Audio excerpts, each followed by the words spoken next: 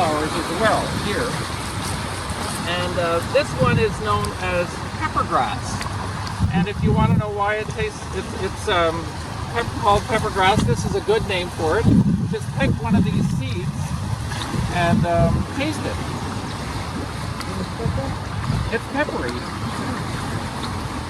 So they're pretty inconspicuous, but it's a pretty common weed. You can see it even on in parks and lawns. But this one asks you to determine what's the flower type. Is it an irregular flower, or if it's regular, does it have 2, 3, 4, 5, 6, or 7 or more parts? So this one has more commonly they look like this, just a short kind of stick. The seeds are inside, so the seeds are very small and pleasant.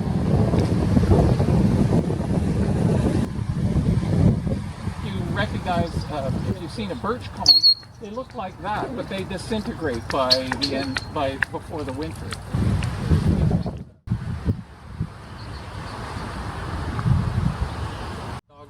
But in the dogwood, as we'll see later, the veins on the leaves curve around to the tip, and these are fuzzy. They're not smooth like the dogwood.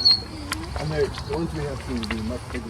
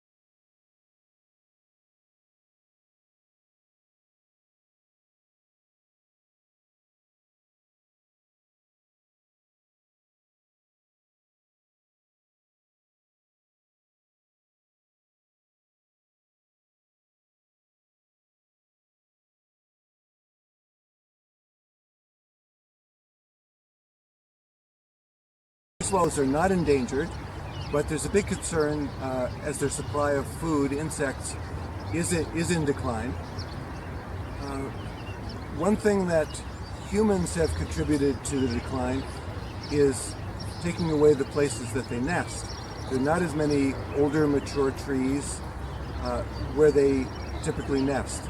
They're cavity nesters, so they rely on typically woodpeckers to dig out holes for them, and they occupy them the next year. But there's simply not enough of those in Toronto, so a number of groups have taken it on themselves to provide nest boxes, which make really good homes for them. We can also clean them out in the winter, which will keep parasites down. The tree swallows do very well in the boxes, and it's definitely helped to keep the population up in the Toronto area. Our group, Friends of Humber Bay Park, works with Toronto and Region Conservation Authority, who provide the boxes for us. I assembled these with a friend, and we think the project is going pretty well. There's always problems.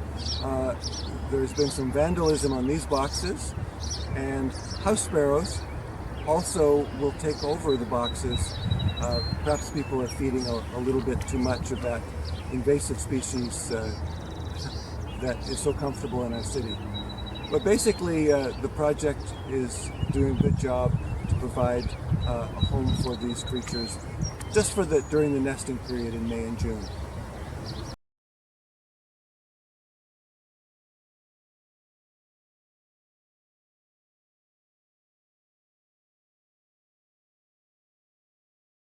Talking about burdock today, It's a large invasive plant, a biennial, imported from Europe probably hundreds of years ago, but now spread all over North America. It's a large, unattractive plant, but that's not why we're focused on it. It's basically a biennial. The first year it spends all its time creating taproot, like a carrot basically, so it'll have lots of energy to produce flowers and burrs in the second year. And that's when it becomes a problem and a concern for nature lovers.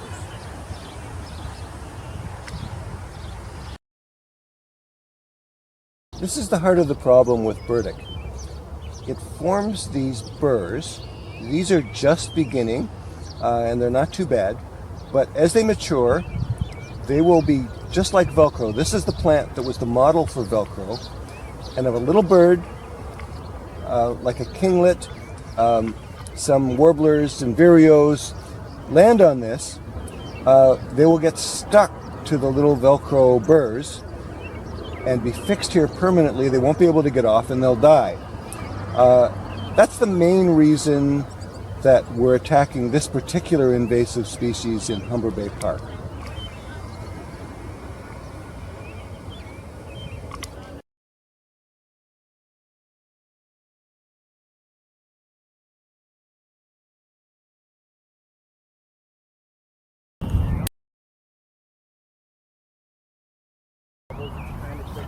But I think we'll start with that now. We'll start with removing the burdock and then from there we'll look at removing like the other weeds and things like that. But that'll be a really, really good start. What do they call them? The Keys brown snakes? Yeah, that's it. Yeah. I didn't know we had those around here. Yeah.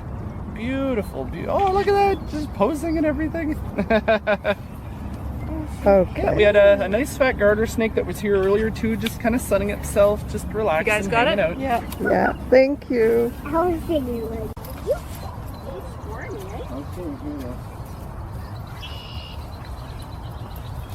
oh, they've really been growing all over the place, these burdocks.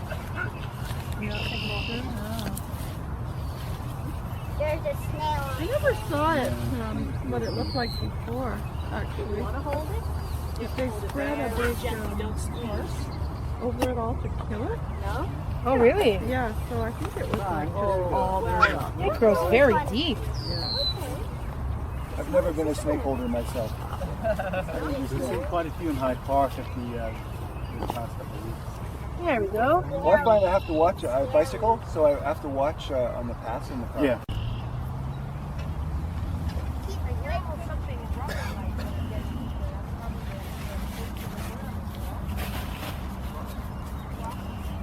Oh, this is hard.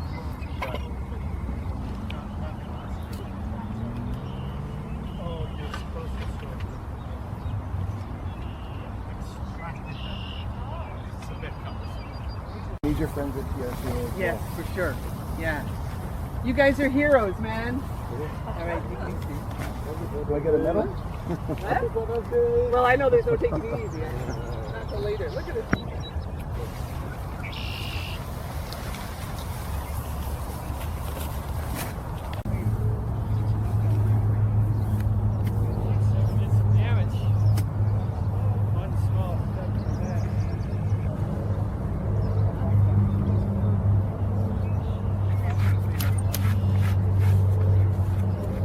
A haircut?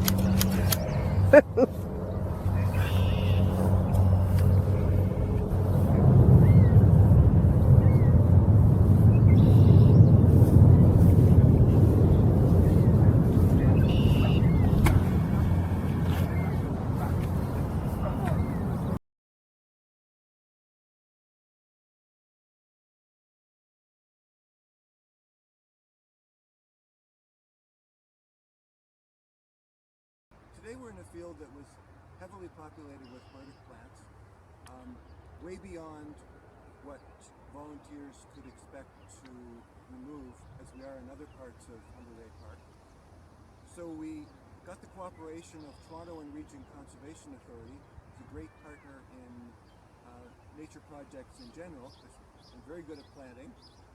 And in this area, after pulling all the burdock and putting black tarp down to suppress plants, we've planted half a dozen species of native shrubs, all of which will be useful for pollination by our native bees, useful for laying eggs, providing food for insects and birds, and that's definitely the model that we would like to take. Get native species in and burdic and other invasive species out wherever possible.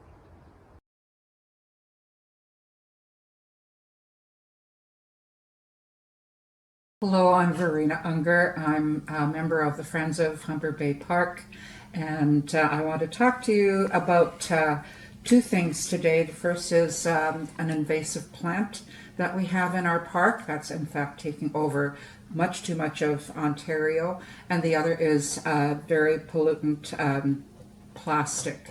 So first of all, I want to start with a plant called garlic mustard.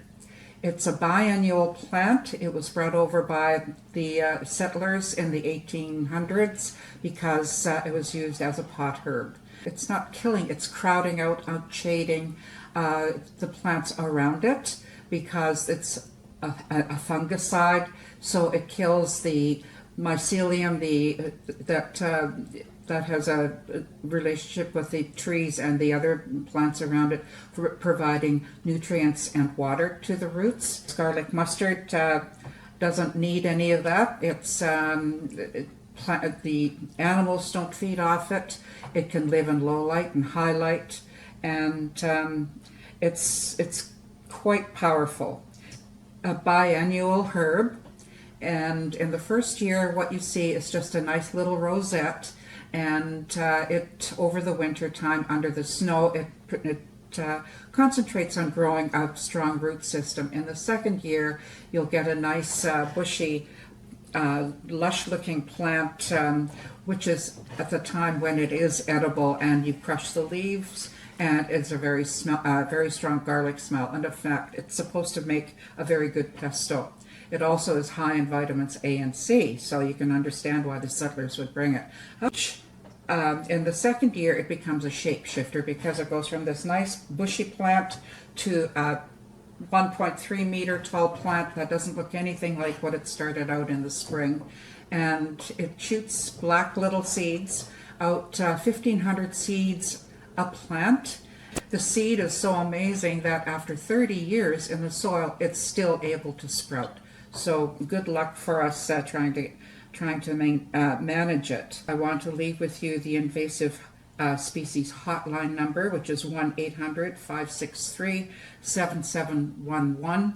Please call that number if you feel that you would like help in maintaining control of this plant or any of the many others. But it's the most invasive plant we have in Ontario. It goes as far north as Sault Ste. Marie. It's also in Quebec and the Maritimes, and there are isolated patches even in BC. Now, my favorite pet peeve are cigarette butts. The filters are the bad boys here, and it's believed that every year over 3 trillion cigarette butts are left to the environment. And unfortunately, they are not compostable. It's a plastic. A cigarette butt, a filter is cellulose acetate, and it was created, the filters were created in the 1950s as a marketing ploy because the unfiltered cigarettes were very harsh for people to smoke, and of course the cigarette companies want to sell lots of cigarettes and therefore make it easier. And having the filters made it less harsh on the throat. Also, it was of course a big marketing ploy that they would capture all the toxins that you would otherwise inhale. Well, the cigarette butt apparently has 60 human carcinogens identified, which is a very frightening number. And also, if a butt is thrown down and it gets in contact with water, it will leak arsenic, cadmium, and lead, which is again very frightening and will kill fish in the water and animals who ingest. I've seen mother ducks feeding butts to a baby duck, and the butts get lodged either in the neck, in the throat, or in the intestine, and that will kill them, if either by blockage or through the poisons in the filter.